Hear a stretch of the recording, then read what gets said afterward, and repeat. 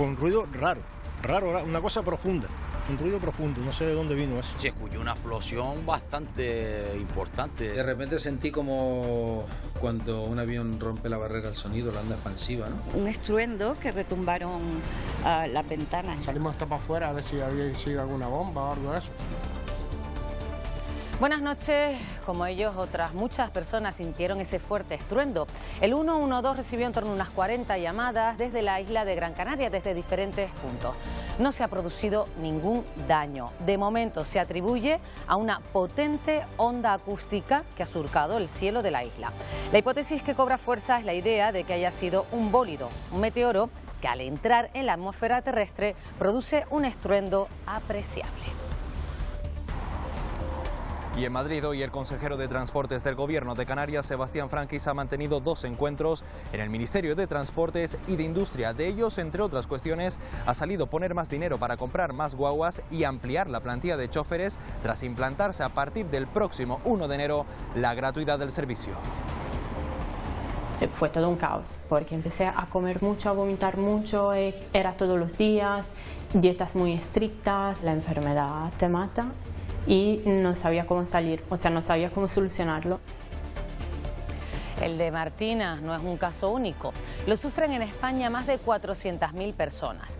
La anorexia y la bulimia son los más conocidos, pero existen otros tipos. Hoy se celebra el Día Internacional de la Lucha contra el Trastorno de la Conducta Alimentaria, un problema que se agravó con la pandemia.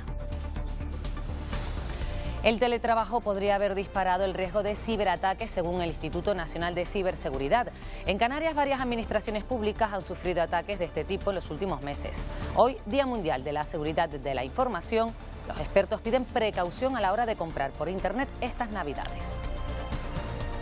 Si ven una publicación en Instagram, que no den un clic inmediatamente, que traten de averiguar si hay una empresa real detrás, que busquen las páginas de avisos legales y de políticas de privacidad.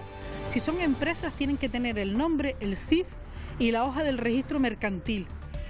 Noviembre es el mes de castañas, pero sobre todo de vino. Hace menos de una hora se ha celebrado en Tenerife el tradicional descorche de la nueva cosecha. Un acto en el que se ha rendido homenaje a la tradición vitivinícola de la isla y en el que se ha dado a conocer el Premio San Andrés 2022. En unos minutos se lo vamos a contar.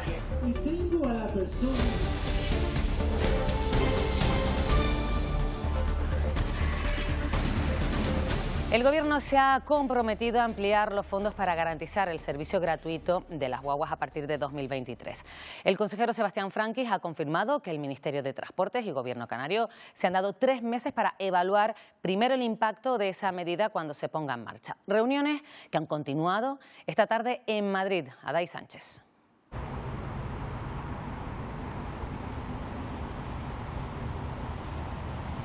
El consejero de Transporte, Sebastián Franquis, ha mantenido varias reuniones a lo largo del día. La última aquí en el Ministerio de Industria, donde ha pedido el aplazamiento de 1 año para la revisión de frío en la inspección técnica de vehículos de transporte en el archipiélago. Pero sin duda, una de las cuestiones de más calado para los canarios se produjo en la reunión de esta mañana en el Ministerio de Transportes. Ahí se ha acordado que el Gobierno estatal ponga más dinero sobre la mesa para comprar más guaguas y ampliar la plantilla de choferes si es necesario. Todo a raíz de que el próximo 1 de enero entre en vigor la gratuidad de las guaguas y el tranvía, y se dan de plazo 3 meses tanto Gobierno estatal como Gobierno autonómico para valorar esta medida y ver si tiene un impacto en la calidad del servicio. Jornada frenética la de este miércoles para cerrar acuerdos entre Canarias y el Gobierno estatal. Entre ellos, la posibilidad de aumentar la partida presupuestaria para el transporte público. Ya nos ha dicho el Ministerio que si se ha quedado corto, de luego hará el esfuerzo considerable y buscar fórmulas desde el punto de vista financiero y legales para que esa cantidad se pueda incrementar en el futuro. Pero los cabildos muestran su preocupación. Vamos a mantener un nuevo encuentro para ver si existen desviaciones presupuestarias, para ver el impacto de la medida y para ver qué asuntos podemos corregir. Nuestra preocupación es poder prestar el servicio con calidad necesaria por la escasez de conductores y por la escasez de guaguas. Más tarde continuaban los encuentros para abordar las inspecciones de los vehículos de frío. Que esta revisión hay que pasarla en unas instalaciones del túnel del frío, que no existen esas instalaciones en Canarias. Yo espero que la respuesta del Gobierno sea positiva porque ha sido sensible con lo que hemos planteado. Un serio problema para los transportistas que tienen que pagar hasta 10.000 euros en trasladarse a la península a pasar esas revisiones. Sin acabar 2022, la empresa pública Guagua Gomera ya puede decir que este es el mejor año de su historia, con récord de pasajeros, más de 200.000 en una isla de unos 21.000 habitantes. Con más de 215.000 usuarios, Guagua Gomera bate récord histórico de pasajeros. Sin contar el mes de diciembre, hemos transportado más viajeros este año que ningún otro año. Contando con un alto porcentaje de usuarios frecuentes. Viajo de lunes a viernes, desde Agulo hasta San Sebastián. Yo lo utilizo 2-3 veces en semana, a Hermigua. Recuperando clientes y superando las cifras de prepandemia. Se nota lo que es el incremento del turismo. Pues también, claro, yo creo que también tiene que ver pues el tema del COVID. Con el ahorro como una de las claves para optar por la guagua. Yo tengo coche propio, pero prefiero usar el bus, porque así también me ahorro en el combustible. Sin olvidar que a partir del 1 de enero entra en vigor la gratuidad en este transporte. Estamos esperando más que nada por directrices que nos dé el Cabildo de La Gomera. Los cambios en La Gomera, por más que queramos, no van a poder ser muy grandes porque es que ya tenemos casi gratuidad al 100%. Según estimaciones de Guagua Gomera, más de 235.000 pasajeros habrá utilizado este transporte a final de año. Y en El Hierro, la Mesa de Transportes ha acordado demandar soluciones a los problemas de carga de las conexiones marítimas. El Cabildo planteará al Ejecutivo Canario y a la naviera la posibilidad de establecer 2 servicios adicionales los martes y jueves. Una propuesta que espera dé solución a los problemas de tránsito de personas y mercancías de los últimos meses. Todo lo que viene de fuera, el 90% viene en barco. Esto determina que si no tenemos un transporte conveniente y tenemos los problemas que estamos teniendo con la carga, pues seamos capaces de organizar una propuesta que sea suficiente para el incremento tan espectacular que ha habido en el movimiento de carga del hierro en estos últimos años. Dura sesión de control hoy en el Congreso de los Diputados cargada de críticas y acusaciones. En el centro del debate, la ministra de Igualdad, Irene Montero, y la ley del solo sí es sí. Así empezó la discusión. Ustedes promueven la cultura de la violación que pone en cuestión la credibilidad de las víctimas. Y miren, ustedes votan. Silencio, por favor. Silencio.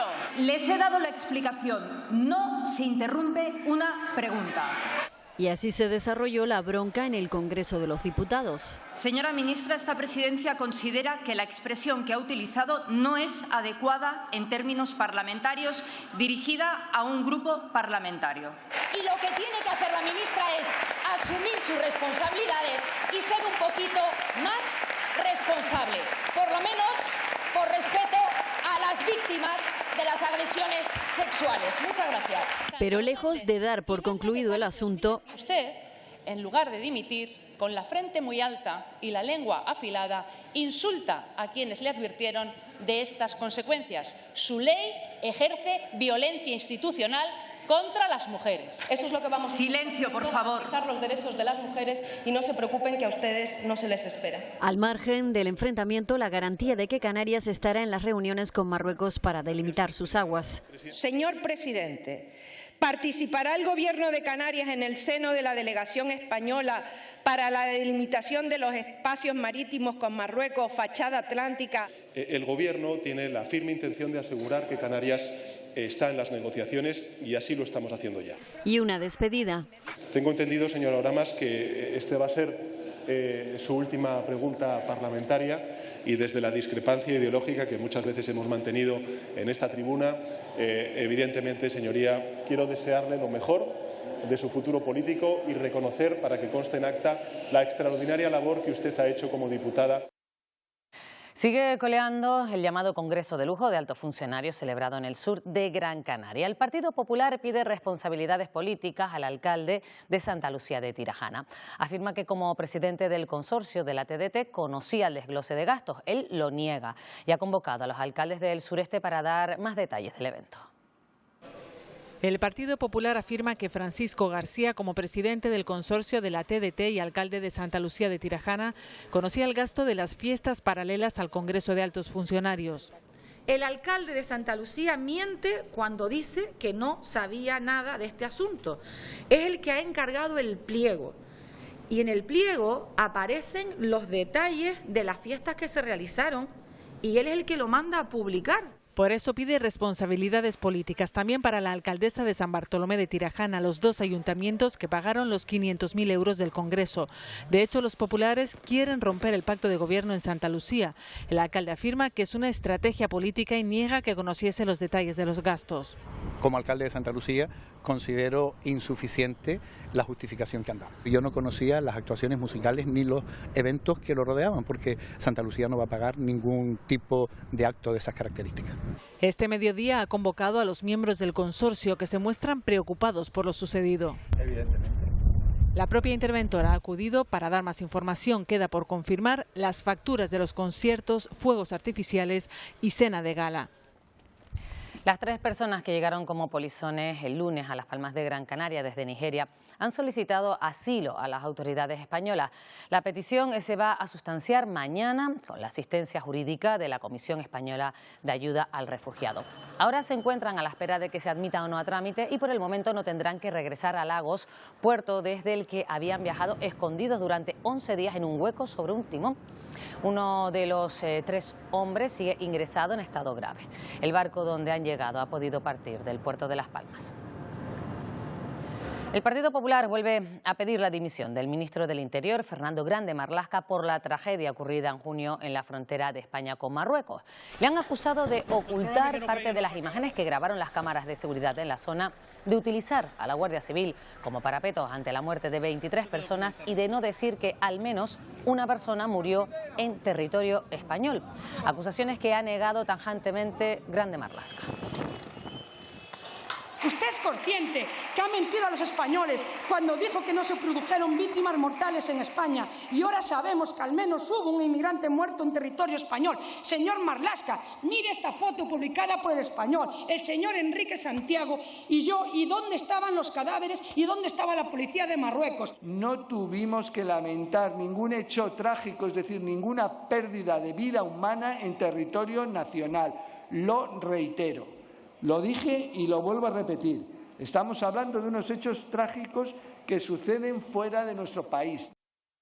Activado el protocolo antiterrorista en Madrid después de que un trabajador haya resultado herido en la embajada ucraniana. Una carta bomba que estaba dirigida al embajador ucraniano en España explotó en las manos del empleado, que tuvo que ser trasladado con heridas leves a un centro sanitario.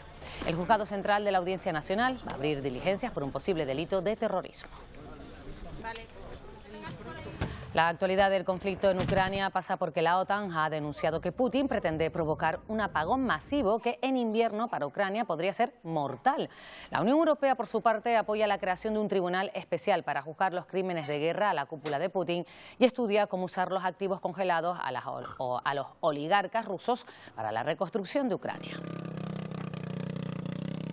Según el Instituto Nacional de Ciberseguridad, el teletrabajo dispara el riesgo de sufrir un ciberataque en España. En Canarias, varias administraciones públicas han sufrido un ataque en los últimos meses. Los expertos avisan de posibles amenazas durante las fechas navideñas.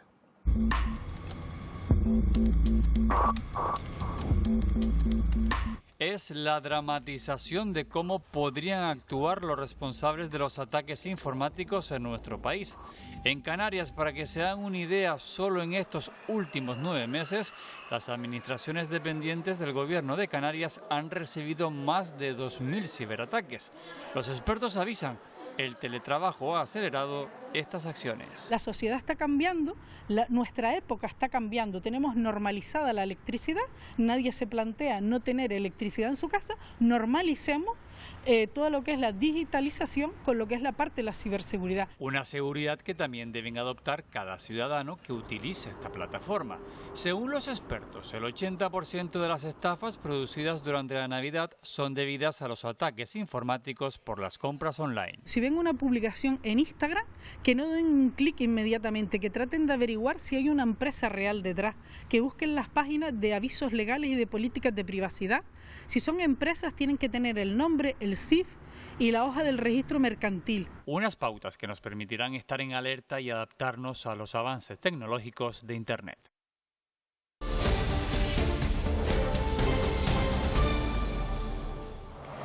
Prisión comunicada y sin fianza para el hombre que presuntamente mató a su cuñado este fin de semana en Guía de Isora, Tenerife.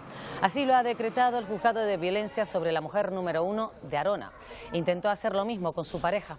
Según el auto, le asestó 4 puñaladas. Se investiga como un caso de violencia de género. El presunto autor de los hechos se encuentra ingresado y se ha dictado una orden de protección sobre la mujer.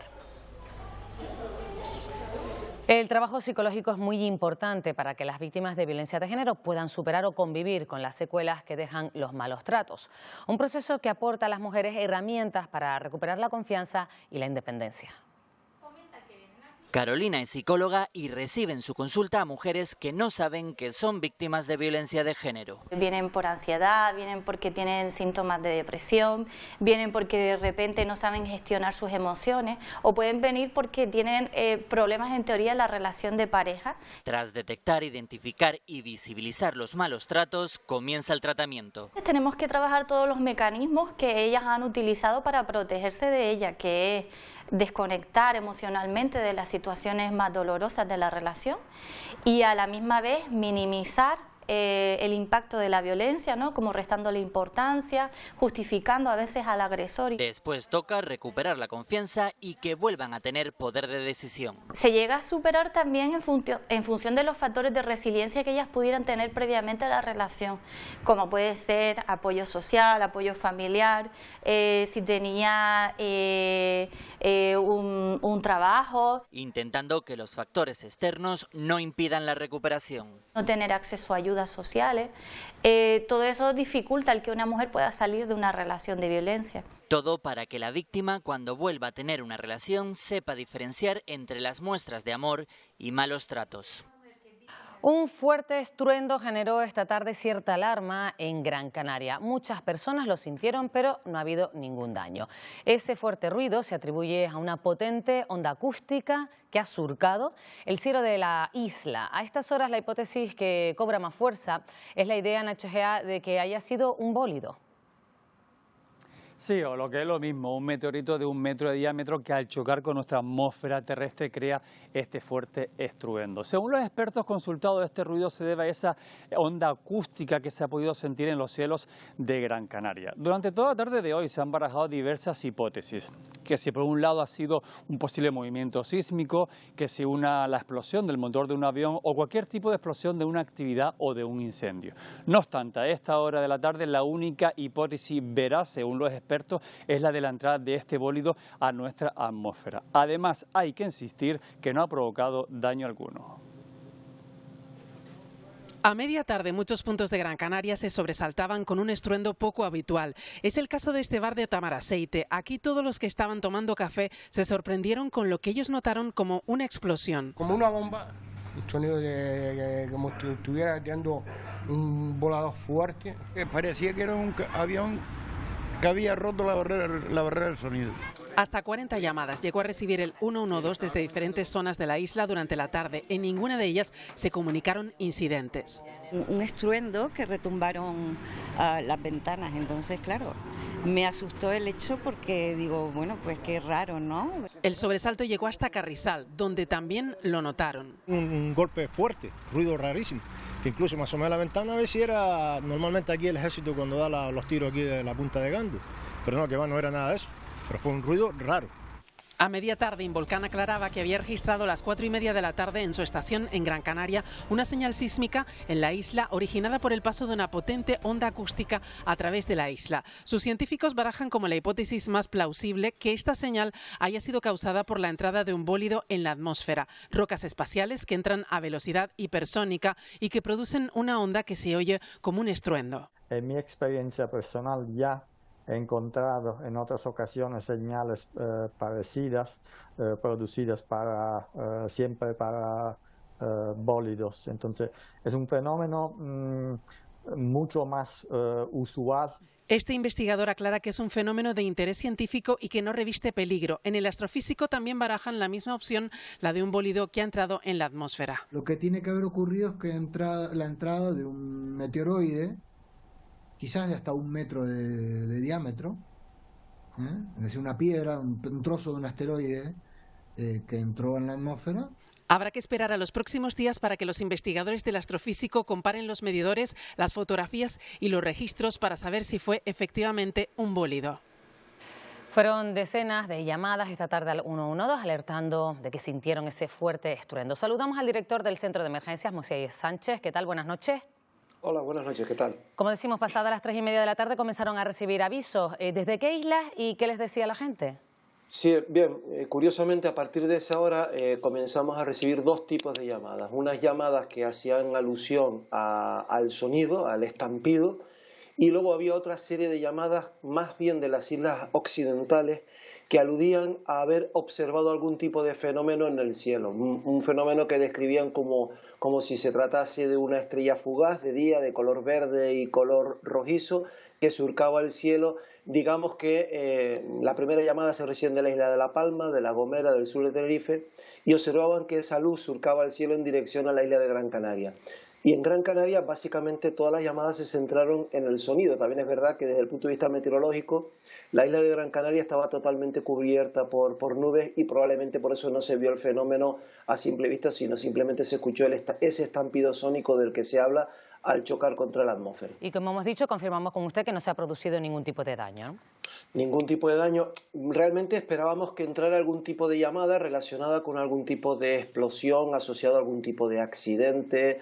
También se estuvo manejando la posibilidad de que se tratara de un estallido sónico como consecuencia de un vuelo de algún avión a reacción, algo relacionado con movimientos, digamos, del terreno, pero al final, sin duda alguna, se consultaron varias fuentes científicas, entre ellas, como ya han hecho declaraciones tanto Involcán como el IGN, el Instituto Astrofísico de Canarias, y todos coincidían de que probablemente pudiera haber sido un bólido porque las características que tienen este tipo de fenómenos coinciden muchísimas en su manera de manifestarse, digamos que sobre el terreno, y pueden llegar a confundirse con ese sonido o esa vibración típica de un terremoto, que no es así, pero que parece ser que hay bastantes similitudes según lo dicen los científicos. Moisés Sánchez, director del 112 en Canarias, gracias por atendernos. Gracias, muchas gracias a ustedes. Un saludo. Y vamos a continuar con otros asuntos del día. Inaugurados el 22 Congreso Estatal de Voluntariado. Más de 400 personas han participado hoy y seguirán mañana en este encuentro en el Auditorio de Tenerife, el primero tras la pandemia. Lidia Lorenzo. Un congreso que no se desarrollaba desde 2019 y que por segunda vez voluntarios de todo el país se reúnen en Canarias. Durante hoy y mañana se van a abordar temas como la pobreza, la injusticia o el cambio climático, poniendo de relieve la solidaridad con aquella parte de la población más vulnerable. También se van a establecer objetivos como fortalecer ese compromiso solidario para crear redes integrales de trabajo entre todos los colectivos de voluntariado. La clausura va a ser mañana con la entrega de premios estatales del voluntariado 2022. Uno de ellos será un premio extraordinario para los voluntarios que participaron en La Palma durante la situación de emergencia volcánica. La acción voluntaria es bastante importante y también esa capacidad de resiliencia, de ser capaces de ante las adversidades sacar esa fuerza y esa energía que realmente nos puedan poner al frente de la defensa de los derechos de las personas más vulneradas y vulnerables. Esa parte de la población que se dedica al voluntariado tiene una labor fundamental en lo que es la construcción de esa sociedad más justa, más igualitaria. Los problemas alimentarios se han agravado durante la pandemia. La anorexia y bulimia son los más conocidos, pero existen otros tipos de problemas. Lo recordamos hoy, Día Internacional de la Lucha contra el Trastorno de la Conducta Alimentaria. Ya llevaba años con la enfermedad, pero no conseguía salir. Y llego aquí de Erasmus y al principio más o menos bien, pero luego empecé muy mal. Yo padecía bulimia nerviosa. Fue todo un caos, porque empecé a comer mucho, a vomitar mucho, era todos los días, dietas muy estrictas, porque realmente la enfermedad te mata y no sabía cómo salir, o sea, no sabía cómo solucionarlo. Pero lo consiguió y ahora es presidenta de la Asociación Alavente, que trabaja con las personas que sufren trastornos de la conducta alimentaria, algo que se ha incrementado considerablemente tras la pandemia. Se inician en dietas que muchas veces hacen que comience con este tipo de problemas, la obsesión a la delgadez, familias y amigos muy preocupados por la dieta, por el cuerpo, por la estética. Yo lo que quiero conseguir con el paciente es que aprenda a comer. Y una vez que tú aprendes a comer, tu peso se va a estabilizar y eso lo comprobamos. Cuando desaparecen los atracones, desaparecen los vómitos, el peso tiende a tener un equilibrio. Un problema solo de países desarrollados que afecta a unas 400.000 personas en España, más a mujeres que a hombres y en edad adolescente. Pero ¿qué ocurre con aquellas personas que no son diagnosticadas nunca? Se puede salir, es verdad, tienen que pedir ayuda, tienen que luchar constantemente. Por eso es tan importante visibilizar en este día, para decirles que con ayuda se puede. Y mañana se celebra otro Día Mundial, el de la lucha contra el SIDA. En Canarias el año pasado se notificaron 207 nuevas infecciones por VIH.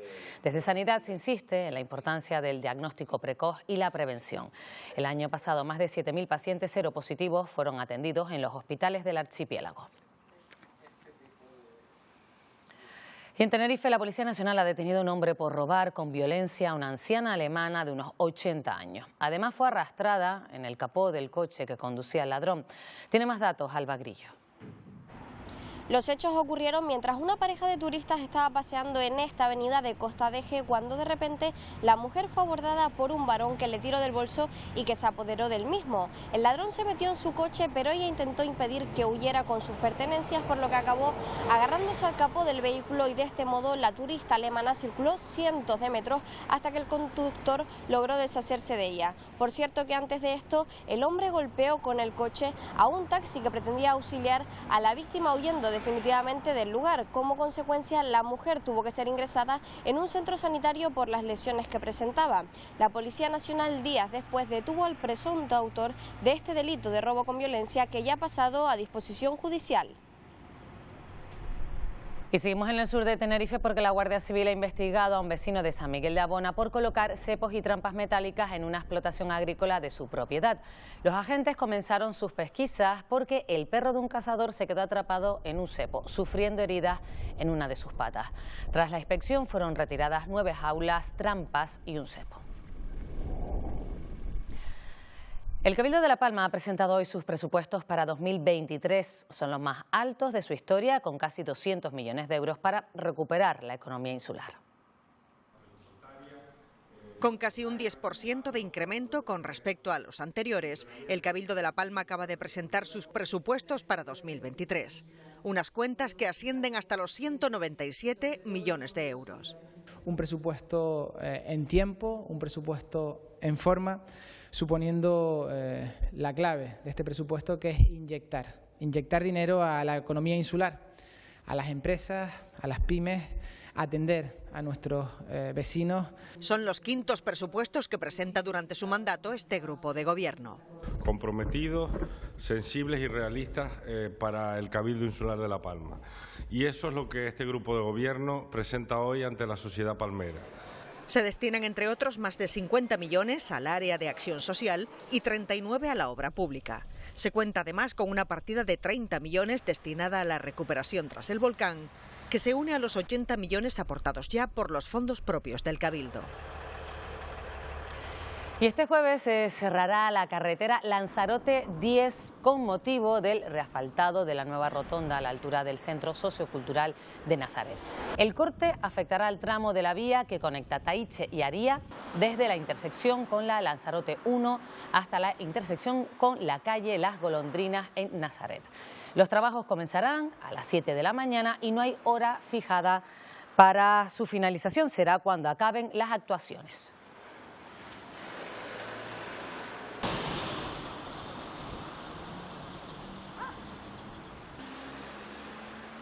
Estos días un grupo de fotógrafos de bodas se encuentra en Fuerteventura en un retiro creativo para crear contenido, aprender y convivir entre ellos.